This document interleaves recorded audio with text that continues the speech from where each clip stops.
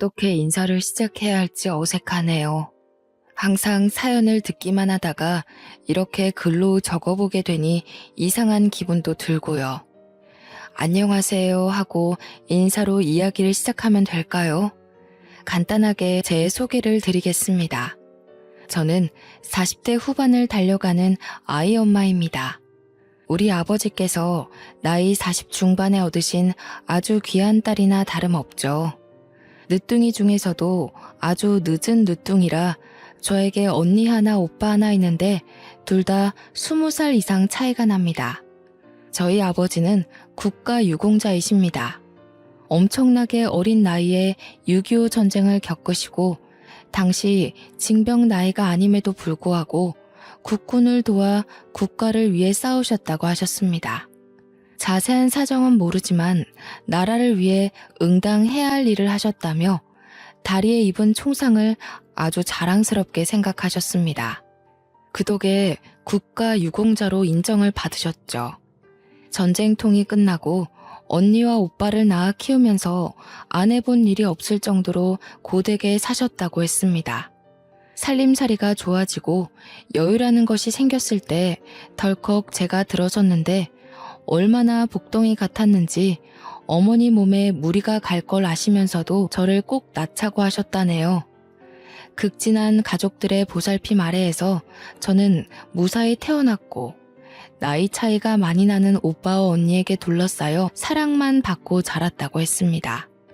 아무튼 제가 나이를 먹어 시집을 갈 나이가 되었을 때 아버지께서는 저에게 국가 유공자에게 지급되는 영구 임대주택을 넘겨주셨습니다.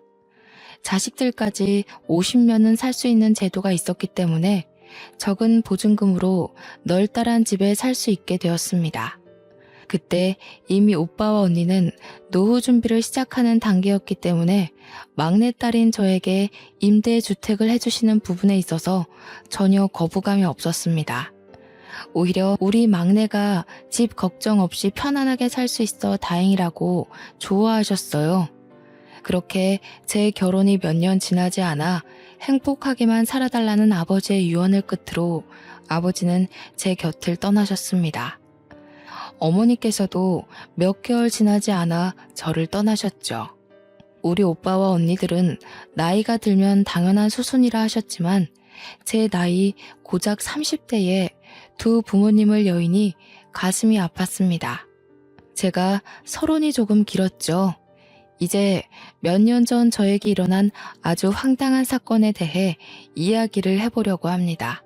제가 결혼을 빠르게 한 편은 아닙니다. 30대 중반에서야 남편이랑 연인 사이로 발전하게 되었거든요. 남편과는 동네에서 어릴 적부터 꽤 오랜 시간 알고 지낸 사이였습니다.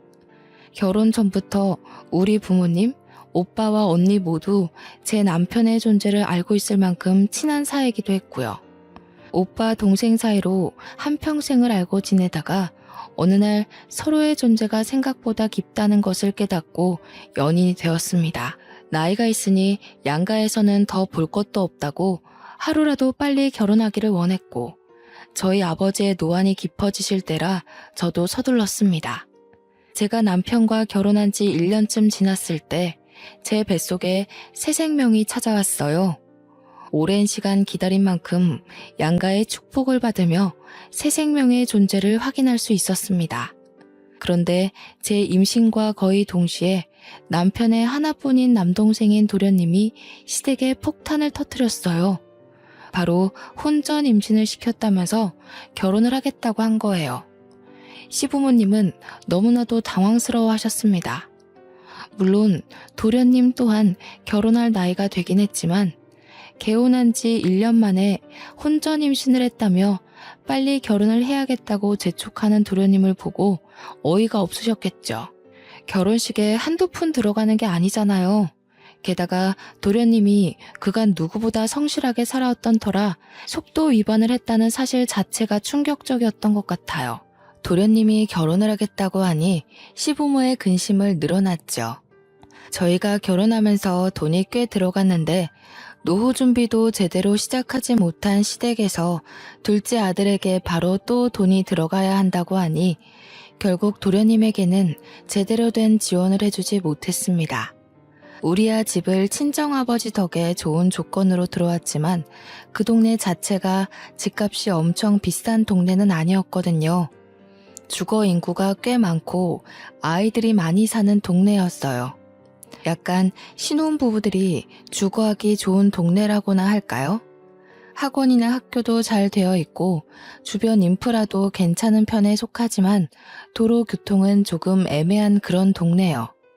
버스나 지하철을 타려면 최소 15분은 걸어야 하는 애매한 동네라 집값이 잘 오르진 않았습니다. 그래서 그런지 도련님도 저희 동네를 주시하는 것 같더라고요. 저한테 근근히 좋은 집 없냐고 물어보기도 했고요. 하지만 시댁에서는 그만큼의 여유조차 없었기에 저는 어떻게 대답을 해야 할지 애매했습니다. 결국 도련님네는 원룸에서 신혼생활을 시작하게 되었어요. 자세한 사정은 모르지만 동선에도 지원을 해줄 상황이 못 된다고 하네요. 시댁에서 어찌어찌 결혼 준비부터 집까지 알아서 하라며 딱 8천만 원 지원해 주신 걸로 알고 있는데 그 돈으로 결혼식 올리고 원룸에서 월세살이 하는 걸 보면 동선의 친정의 지원은 하나도 못 받은 거나 마찬가지겠죠. 저는 남편과 함께 가까운 동남아로 태교여행도 다녀오고 아이를 출산하기 위한 준비를 열심히 했습니다. 임산부를 위한 요가 수업도 다니고 태교 꽃꽂이도 배우면서요. 남편은 은근슬쩍 도련님을 도와주고 싶어 했지만 남편이 그렇게 돈을 많이 벌어오진 못했어요. 제가 태교에 집중할 수 있었던 건 오롯이 친정의 도움이었습니다. 우리 오빠와 언니 모두 대단한 부자거든요. 형부가 IT 기업 대표로 있고 20살 많은 오빠는 대기업 임원이시고요. 막내가 임신했다고 하니 손 하나 까딱하지 말라며 몸에 좋다는 건 물론이고 아이를 위한 태교까지 책임을 져주셨습니다. 그렇게 호화로운 임신 생활을 누리고 있는데 동선에는 원룸에서 생활하며 전전긍긍하니까 동서가 얼마나 저를 질투했겠어요. 아무튼 동서의 배가 불러오자 원룸 생활을 더 이상 이어갈 수 없겠다고 생각했는지 우리 동네로 이사 오고 싶다고 딱 이야기하더군요. 그러면서 집값을 막 물어보는데 아무리 동네 교통이 불편해서 집값이 안 오른다고 해도 서울 집값 잘 아시잖아요. 게다가 제가 살고 있는 아파트는 대단지라서 꽤 값이 나갔어요. 평수도 38평으로 꽤 컸거든요. 도련님이 가진 돈으로는 택도 없어서 저는 눈을 좀 낮추시라고 빌라를 소개해드렸습니다. 좀 노후되긴 했지만 방 2개에 거실이 꽤 잘 빠져서 아이를 키우면서 편할 것 같았어요. 어차피 돈 모을 거 생각하면 빌라 전세도 나쁜 선택은 아니었으니까요. 시부와 남편이 몰래 돈을 조금 더 보태주겠다고 했고요. 그런데 동서가 저한테 엄청나게 비아냥거리는 겁니다. 형님은 아파트 살면서 우리는 빌라에 살아라 이거예요? 동서, 내가 언제 아파트와 빌라 비교해가면서 너네는 빌라에나 살아라 했어. 아니, 우리도 아파트 살고 싶은데 지금 빌라만 추천해 주시잖아요. 그것도 엄청 오래돼서 녹물 나올 것 같은 그런 곳만요. 동선의 사정 생각해서 얼추 부담 안 가는 곳으로 알아본 거야. 나도 만삭인데 이거 알아보러 돌아다닌다고 배 땡기고 다리 붓고 그랬는데 너무한 거 아니야? 적당한 운동을 하셔야 애도 잘 나오죠. 형님 매번 앉아서 하는 꽃꽂이 같은 것만 하시던데 그거 다 사치예요. 우리 언니가 시켜준 태교인데 왜 지가 나서서 사치 부린다고 하는지 이해가 안 갔습니다. 그냥 제가 하는 모든 일이 눈꼴시라서 트집을 잡고 싶어하는 걸로만 보였어요. 저는 한숨을 푹 내쉬면서 동서가 이해할 수 있도록 설명을 다시 해주었어요. 동서, 대출을 많이 받아봐야 도련님 혼자 감당 못하니까 하는 소리지. 그 빌라 내부 봤어? 생각보다 넓어서 괜찮을 거야. 가진 금액 생각해서 이사를 해야 할 거 아니야. 말 나온 김에 형님네 부부 모아둔 돈 있으면 좀 빌려주세요.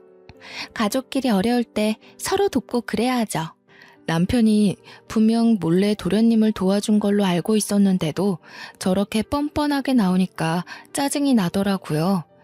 같은 임산부라 험한 말하기도 싫고 최대한 감정을 배려해주고 싶었는데 마치 우리 남편이 돈 빌려준 걸 모르는 것처럼 저렇게 나오니까요. 저는 입을 꾹 다물었어요. 솔직히 아이를 키우기 위해 예전부터 드러났던 적금도 있고 여윳돈을 좀 마련해주긴 했지만 그건 아이한테 쓰려고 한 돈이니까요. 도련님네 도와주려고 허리띠 졸라매고 모은 돈은 아니잖아요. 우리도 집에 들어갈 만큼 큰 여윳돈은 없지. 그럼 형님, 아파트 담보대출 안 돼요? 들어보니까 아주버님이 평생 사는 집이라고 하시던데. 그럼 자가라는 이야기잖아요. 저도 아파트 살고 싶단 말이에요. 형님네 아파트 상가도 엄청 잘 되어 있고 놀이터도 좋던데. 솔직히 저희 아파트가 대단지라서 상가에 있을 건 다 있고 놀이터도 한두 개가 아니라 각 동을 마주보고 있는 사이마다 있었거든요. 평생 살 집이라고 하니 임대 아파트라고 생각은 못하고 저희 명의 아파트인 줄 알았나 봐요. 동서는 그때부터 아이처럼 조르듯이 저한테 대출 좀 받아주세요. 아파트 살고 싶어요. 하면서 땡깡을 부렸어요. 막말로 제 친동생도 아니고 저한테 살갑게 굴었던 사람도 아닌데 저렇게 때만 쓰니까 더 꼴 보기 싫더라고요. 동서, 그러면 공공임대주택 같은 거 한번 알아봐봐. 요즘 신혼부부 대상으로 많이 공급도 하고 있고. 뭐라고요? 임대주택? 그거 기초생활수급자들이나 가는 그런 데 아니에요? 거지도 아니고 어떻게 그런 곳에 살아요? 그게 무슨 소리야. 누가 임대주택 산다고 거지라고 그래? 요즘 적은 보증금에 위치도 좋고 아파트에 살 수 있고 관리비도 적어서 얼마나 인기가 많은데 너무 구시대적 발상 아닌가요? 누가 요즘 임대주택 산다고 거지합니까? 임대주택에 사는 게 돈 버는 거라고 솔직히 알게 모르게 은근히 부러워한단 말이죠. 집값이 미쳐있는 식당에 대출받아서 덜컥 샀다가 집값 떨어지기라도 하면요. 현실적으로 임대 아파트만큼 괜찮은 주거지도 없다고 생각합니다. 아무튼 동서는 저한테 대출 좀 알아봐 달라고 신신당부를 하고는 자리를 떴습니다. 당연히 저는 대출까지 받아가면서 도련님네를 도와줄 마음이 전혀 없었고요. 그 정도라면 시댁에서 해줘야지 솔직히 저희가 해줄 필요는 없지 않나요? 먼저 마음에서 우러나오는 것도 아니고. 아무튼 그렇게 우야무야 잘 넘어간 줄 알았는데 시댁 식구들 죄다 모여 밥 먹는 자리에서 동서가 또 징징거리더군요. 진짜 귀에 피딱지가 않는 것 같은 기분이었습니다. 저도 언제까지 원룸에서 살 순 없잖아요. 이제 우리 똘똘이도 나올 건데 원룸에서 어떻게 애를 키워요? 그래, 너네 보증금 그래도 한 1억은 가지고 있지 않느냐? 전세 대출 받고 해서 지방으로 내려가는 것도 나쁘지 않을 것 같은데. 둘째 너네 회사에 지방 전출도 신청할 수 있지 않아? 아버님, 서울에서 살아야지 어떻게 지방을 내려가라고 하세요. 우리 아이 교육 생각하면 당연히 서울이죠. 저도 형님처럼 아파트에서 살고 싶단 말이에요. 얘가 무슨 다 커서 땡깡을 이리 피운담? 아파트 살고 싶으면 대출을 알아보던 다른 방법을 찾아야지. 친정에서는 못 도와준대? 시모가 기분이 상했는지 친정을 들먹이자 동서의 입이 합주기가 되더라고요. 저와 남편은 그냥 말없이 밥만 먹었어요. 제가 도와주겠다는 말이 없자 동서가 저를 흘겨보면서 시모한테 또 조르더라고요. 저도 형님처럼 아파트 살고 싶은데 솔직히 형님한테는 집 구할 때 얼마 주셨어요? 이도 입 딱 다물고 아무 소리 안 해주는 거 있죠? 예, 우리가 해주긴 뭘 해줬다고 그러니? 큰애네 집은 큰애네 친정에서 해주신 거야. 너도 큰애처럼 살고 싶으면 임대주택 알아봐. 그게 제일 편하다더라. 형님도 그렇고 어머님도 그렇고 왜 자꾸 임대주택 하시는 거예요? 그거 거지들만 사는 데 아니에요? 거지라는 표현이 나오자마자 온 가족이 동서를 바라보았어요. 동서는 뭐가 문제인지 잘 모르는 것 같았습니다. 참다 못한 남편이 동서에게 한마디 콱 쏘아주었어요. 재수씨, 말이 좀 이상하네. 우리가 거지야? 동서는 남편의 말에 의중을 곰곰이 생각하더니 눈을 크게 뜨고는 저와 남편을 번갈아 가며 보았습니다. 입가에 슬며시 웃음을 짓더니 믿기지 않는다는 듯 저에게 물어보았어요. 형님네 임대 아파트예요?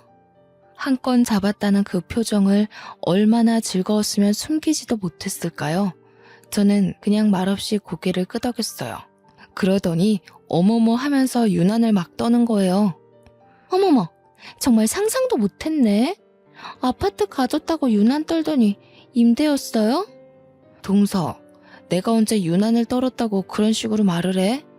저한테 그 형편의 빌라도 감지덕지라는 식으로 말하셨잖아요. 어쩐지 대출 좀 해서 도와달라니까 임대라서 못해준 거였구나? 시부모는 큰 소리 내지 말고 밥이나 먹으라며 동서를 따끔하게 혼냈어요. 평소 같으면 주눅 들어서 징징거릴 텐데 제가 임대 아파트 산다는 게 그렇게 즐거운 일인지 내내 하면서 밥을 먹더라고요. 도련님은 저한테 안 사람이 진짜 대출 이야기를 물어봤었느냐며 사과를 하더라고요. 어차피 대출 받아줄 수도 없고 그럴 마음도 없었다고 됐다고 했습니다. 우리 도련님은 참 성실하고 착한 사람인데 어쩌다 저런 철없는 여자와 결혼까지 하게 된 건지 도련님 팔자를 스스로 꼰 거라고 밖에 할 말이 없더라고요.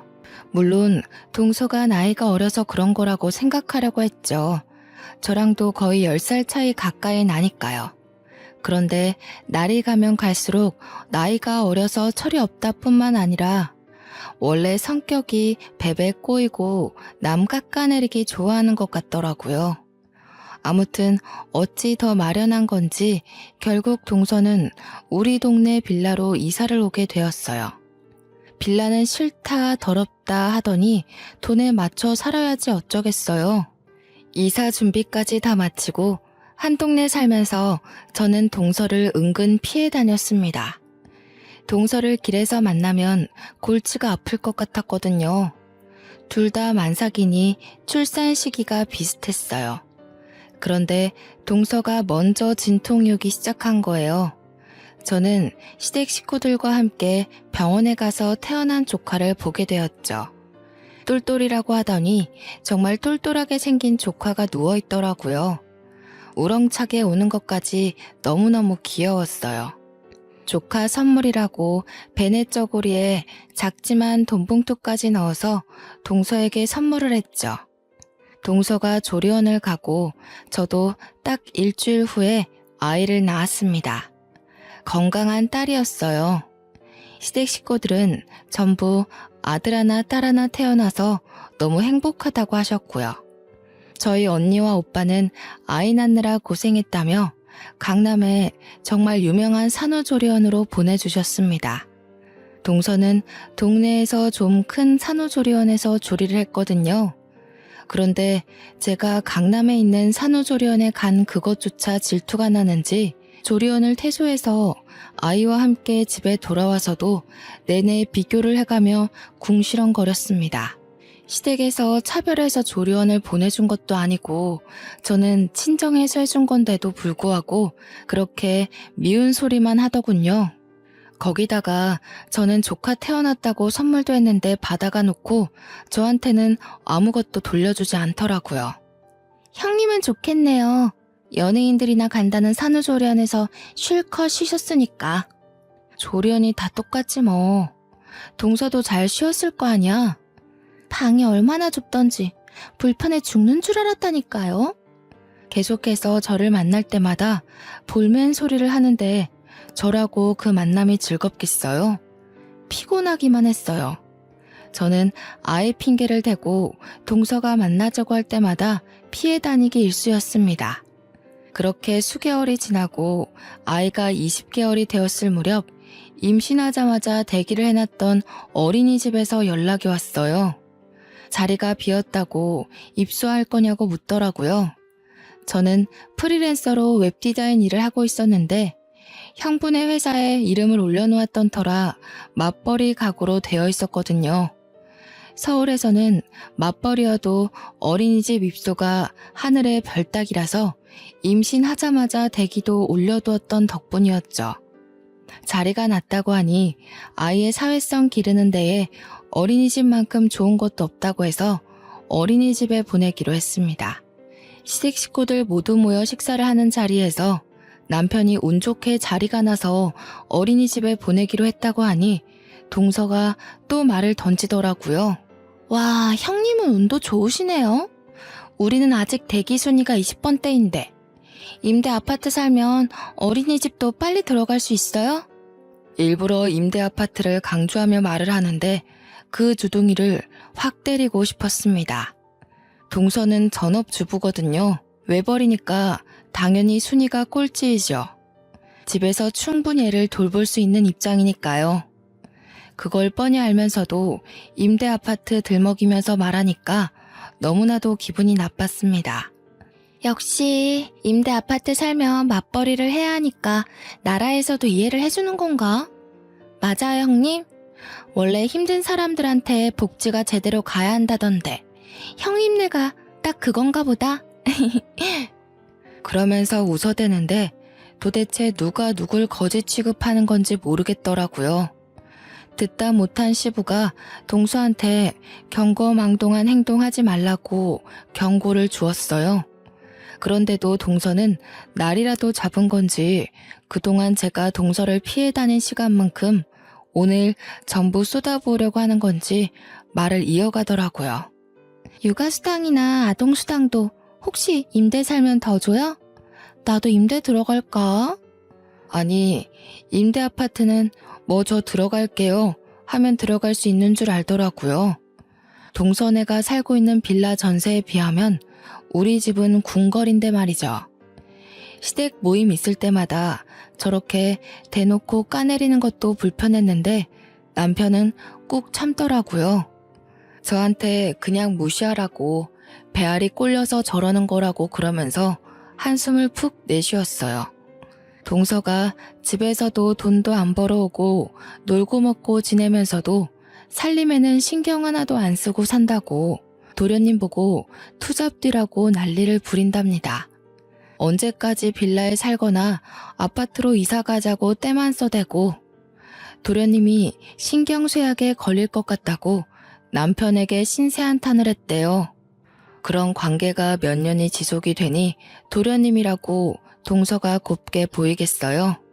결국 뒤늦게 어린이집에 다니게 된 조카는 확실히 또래에 비해 사회성이 떨어지더라고요.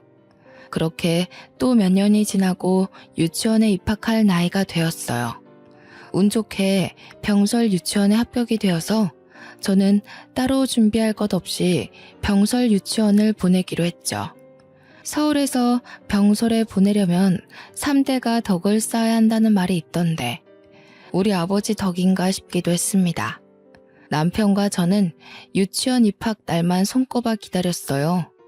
그런데 하늘도 무심하시지. 저를 못 잡아먹어서 안달난 동서는 유치원에 죄다 떨어진 거예요. 당장 어린이집을 보내자니 친구들은 죄다 유치원에 가고 자존심이 엄청 상했겠죠. 동서는 시댁에 가서 엄청나게 징징거리기 시작했습니다. 유치원에 못 보내면 어린이집을 보내야 하는데 수준 떨어지는 거 아니냐면서 영어 유치원을 보내야 할까요? 하고 은근슬쩍 돈 달라고 하더라고요. 그러면서 저에게는 임대 아파트라 그런지 유치원도 딱 병설로 붙는다고 나라에서 너무 편히 봐준다고 한숨만 나오더라고요. 남편에게 이야기하니까 노발대발하면서 도대체 임대 아파트 사는 걸로 왜 난리를 치는지 모르겠다고 했어요. 저라고 알겠나요? 그냥 쓰잘데기 없는 질투지요 뭐. 결국 시댁에서 일이 터지고 말았습니다. 동서가 어김없이 임대 하면서 유치원 떨어진 거에 대해 속상함을 토로하고 있었어요. 그러다가 시부에게 영어 유치원을 보내고 싶다고 조르고 있더라고요. 형님네는 임대 살아서 병설도 턱턱 붙는데 우리 애는 어떡해요? 영어 유치원이라도 보내야 하지 않겠어요? 월 150만 원이라는데 좀 도와주세요. 원래 돈 있는 할아버지가 손주한테 팍팍 써야 애 기도 살고 그러죠. 시부도 어이가 없었어요. 월 150만 원이 누구네 집 개 이름이냐고 하면서 동서를 나무랐습니다. 남편도 자꾸 임대 하지 말라고 한 소리 하자 동서가 어차피 다 우리 세금으로 먹고 사는 거 아니냐고 덧붙이더군요. 저는 뒷목 잡고 쓰러지는 줄 알았습니다. 제가 웹디자인 일을 하면서 형부네 회사에서 이름을 올려두고 있다고 했잖아요. 4대 보험 혜택도 받고 하느라 간간히 일 도와드리면서 혜택을 받고 있는 거였는데 형부가 월급도 주시거든요.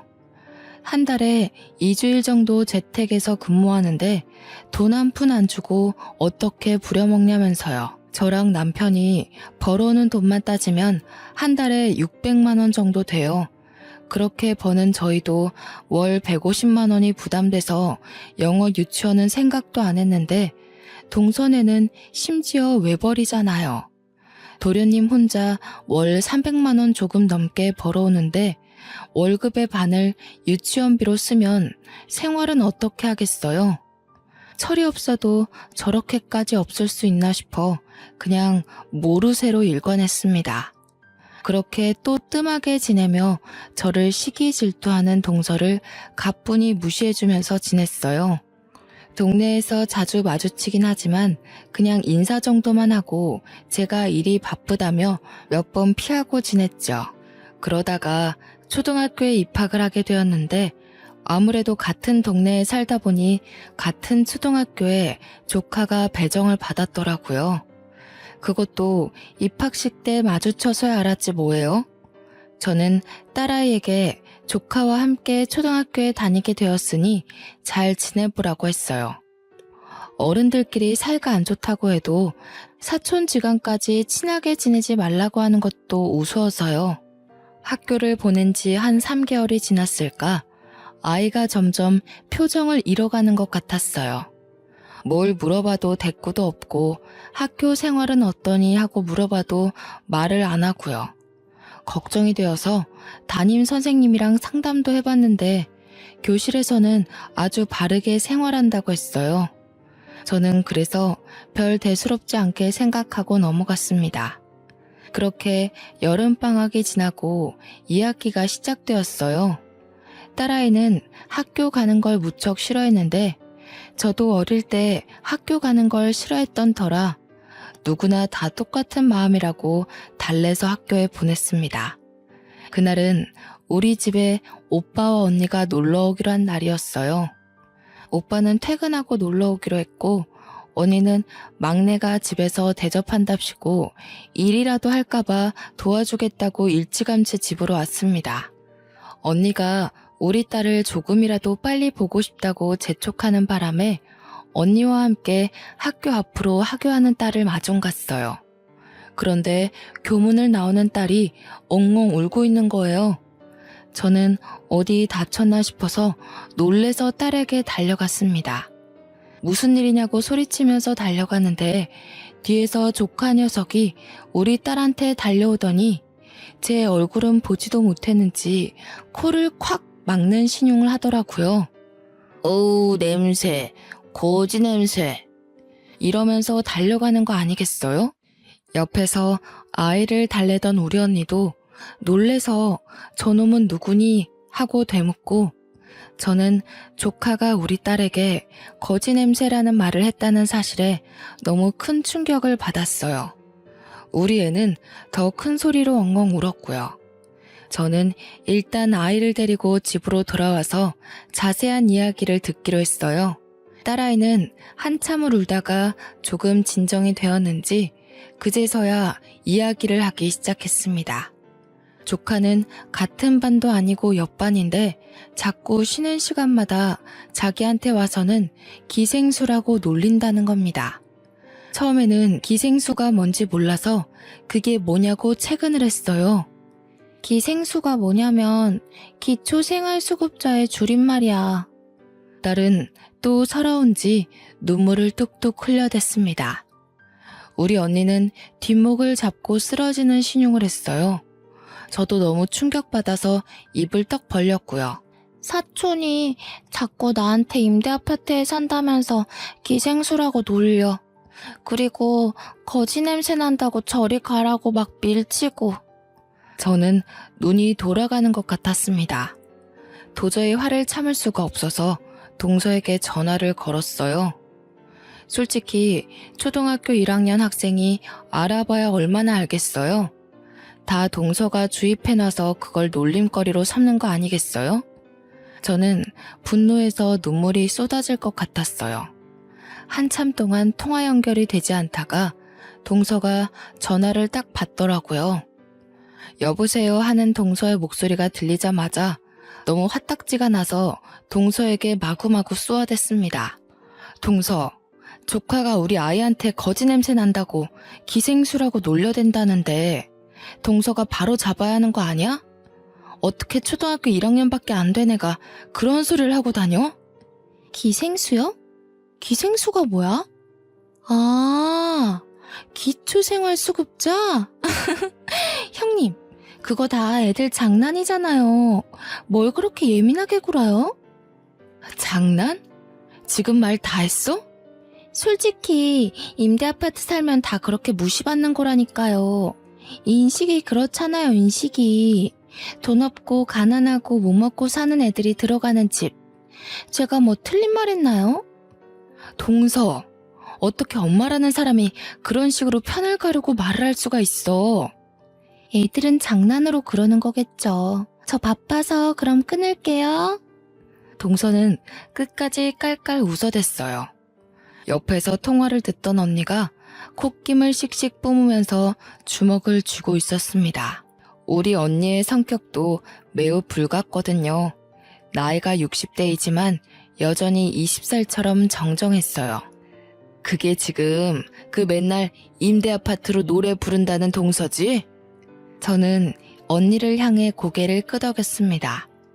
언니는 잠시 입을 다물고 곰곰이 생각하는 듯 하더니 집에 좀 다녀오겠다고 하더라고요. 저는 갑자기 집에 가는 길에 언니를 빤히 쳐다봤어요. 저에게 걱정하지 말고 있으라고 저녁에 오빠 올 때 다시 오겠다고 하면서 서둘러 나가더라고요.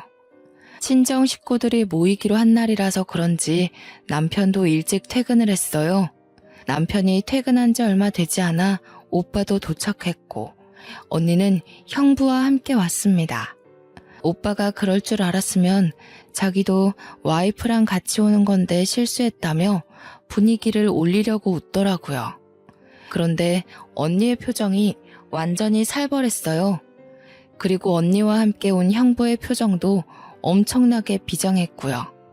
오빠만 이게 무슨 분위기인가 싶어서 어리둥절했습니다. 우리 형부 말했다시피 IT 전공해서 지금 국내에서 누구나 쓴다는 생활 어플을 개발한 사업가예요. 하는 것마다 손대는 것마다 대박이 나서 어플 대표 마스코트로 캐릭터 사업까지 확장한 어마어마한 사업가요. 언니도 그래서 돈 걱정 없이 서초동에서 제일 비싸다는 주상 복합 펜트하우스에 살고 있거든요. 그런 언니가 저한테 선포하듯 이야기를 했어요. 예, 내가 너네 형부랑 이야기 다 끝냈다. 너네 우리 집으로 이사 와라. 나랑 네 형부가 여기서 살 거니까. 언니가 큰 소리로 이야기하자 저와 남편 그리고 우리 오빠까지 모두 놀라고 말았습니다. 그 집이 얼마짜리 집인지 상상이나 되세요? 무려 80억이나 하는 집이거든요. 오빠는 언니에게 뭘 잘못 먹었냐고 되묻는데 언니가 오빠에게 조용히 하라면서 말을 하더라고요. 우리 막내가 그 또라이 같은 동서인지 뭔지한테 임대 아파트 산다고 무시받는 것도 열이 받거든? 근데 어떻게 우리 귀여운 조카한테 거지 냄새가 나니 기생순이 뭐니 하면서 상처를 줄 수 있어? 임대 아파트 산다고 기초생활수급자란다. 오빠는 처음 듣는 이야기여서 그런지 눈을 크게 뜨고 이게 다 사실이냐고 되물었어요. 저와 남편은 어안이 벙벙한 상태여서 맞다고 고개를 끄덕였죠. 그러니 우리 오빠도 열이 머리끝까지 받았는지 당장 그 잡것을 불러내라고 난리도 아니었습니다. 누가 보면 우리 언니 오빠가 제 부모님인 줄 알겠더라고요. 내가 다른 건 몰라도 우리 막내만큼은 업어 키운 사람이야. 이런 취급받는 건 막내뿐만 아니라 우리 집안을 무시하는 거지. 절대로 용납하고 묵인하면 안 돼. 그러더니 당장 짐 싸라고 짐 바꾸자고 했어요. 남편은 언니에게 처형네 집 짐도 많을 텐데 이 좁은 집에서 어찌 사시겠냐고 말렸습니다. 그러자 형부가 남편에게 걱정하지 말라고 자식들 다 키워서 독립도 시켰고 이제 큰 집은 너무 심심하고 조용해서 못 살겠다고 하더라고요. 시세 차이만 해도 20배는 날 것 같은데 무슨 소리냐고 저도 언니를 말렸죠. 그러자 언니가 시세 차이가 뭐가 중요하냐면서 콧방귀를 팽 끼더라고요. 어차피 명의 바꾸자는 거 아니니까 김칫국 마시지 말라고. 저한테 여유 있게 농담도 던졌어요.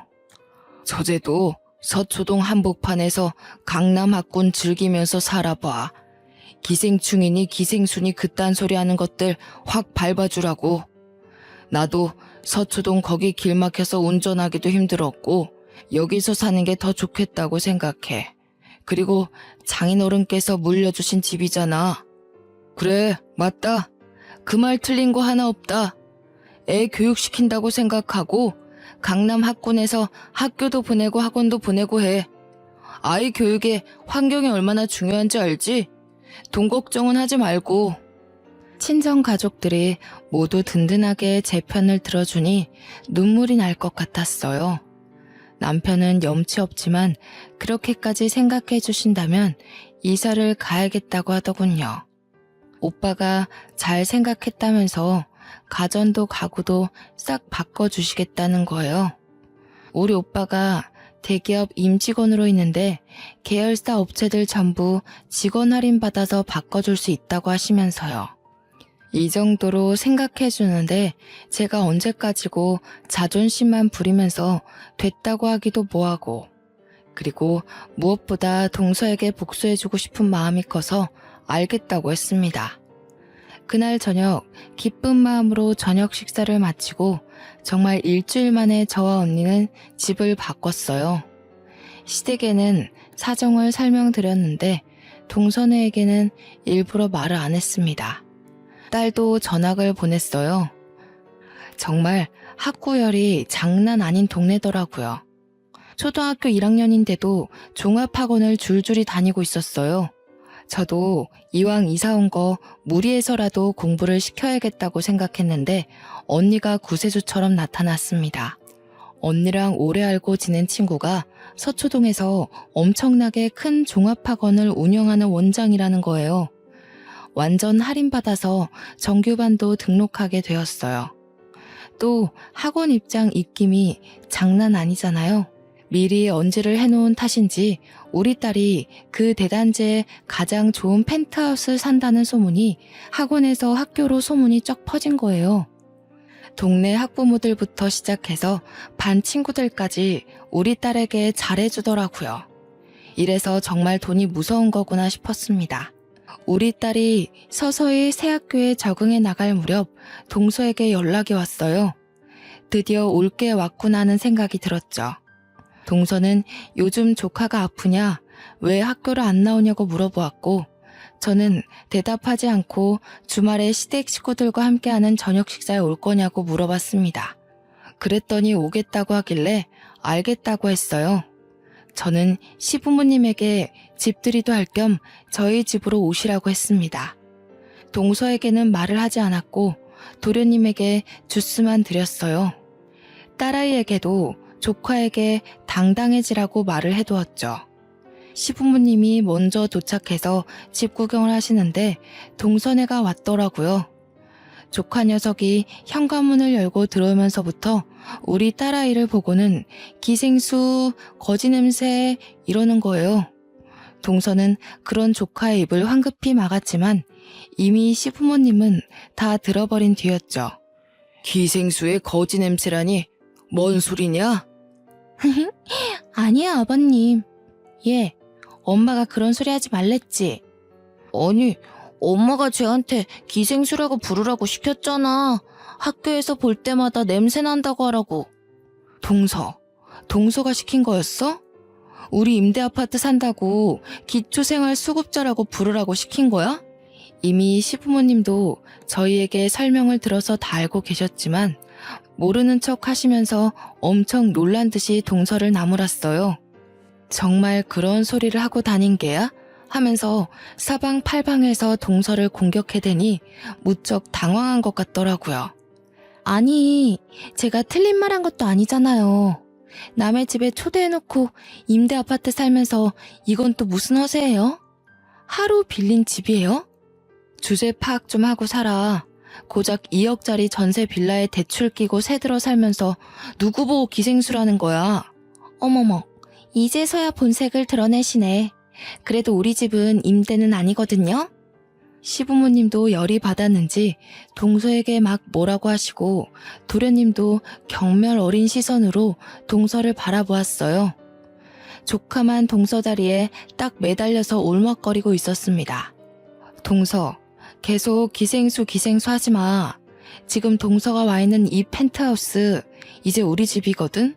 여기로 이사와서 집들이 하려고 부른 거야. 집값 레벨로만 따지면 동서네는 우리한테 비비지도 못하지. 누가 누구 보고 기생수래? 이 집으로 이사 오셨다고요? 어떡해요? 여기도 임대예요? 펜트하우스인데? 임대는 무슨? 우리 친정에서 해주셨어. 애 교육도 제대로 시키라고. 동서네도 친정에다가 해달라고 하면 되겠다. 제가 친정 이야기를 꺼내자 동서는 다시 입을 꾹 다물었어요. 그러자 이때다 싶었는지 시모가 동서에게 진짜 첫째네한테 기생수라고 한 게 맞냐고 물으면서 너무 실망이라고 했습니다. 안 그래도 너네 전세 계약 끝나간 데서 집 좀 어떻게 도와줘 보려고 했는데 꼴도 보기 싫다. 앞으로는 알아서들 잘 살고 얼굴도 보지 말자. 어떻게 가족한테 그런 말을 할 수 있니? 동서는 무척 당황해했고 시모는 그런 동서를 무시하고 저에게 미안하다 재차 사과했습니다. 밥맛도 떨어진다고 같은 밥상에서 밥도 먹기 싫다고 하시면서요. 동서는 이런 분위기가 너무나도 수치스러웠는지 도련님도 버리고 애만 데리고 집을 뛰쳐나왔습니다. 그제서야 도련님도 저한테 너무 면목 없다고 여러 번 사과했고요. 솔직히 그 사과 받아주고 싶지 않아서 대꾸도 안 했지만요. 동서네가 사라지고 시부모님은 그제서야 너무나도 잘했다고 이렇게나 마음고생할 일이 생길 줄 몰랐다고 하셨어요. 그렇게 제가 차린 집들이 음식까지 다 드시고서야 정말 잘했다, 사돈댁에 감사하다고 꼭 전해달라고 하시며 집으로 돌아가셨습니다. 사이다 복수 제대로 하고 나서 언니와 오빠에게도 제대로 자랑했네요. 언니가 그래도 애 교육을 위해 살아보라고 한 건 진심이라고 더 살라며 배려해줘서 애가 학교 다닐 동안은 이 호화로운 집에서 지낼 것 같네요. 그러면 여기까지 동서를 혼쭐 낸 제 이야기는 끝입니다. 다들 어땠나요? 요즘 돈 때문에 사람 무시당하는 건 일도 아니라던데. 어린 동서가 저런 식으로 자식 교육 시키는 걸 보면 우리 아이들의 미래가 너무나도 걱정되더라고요. 엇나가는 아이들을 바로 잡아주는 게 부모의 역할인데 벌써부터 못된 말만 가르치고. 그래도 여기에 지난 이야기를 써보니 참 속이 시원합니다. 요즘 다시 쌀쌀해지는 나이에 감기 조심하시고 다들 행복하셨으면 좋겠습니다. 귀한 시간 내서 제 이야기 들어주셔서 감사합니다.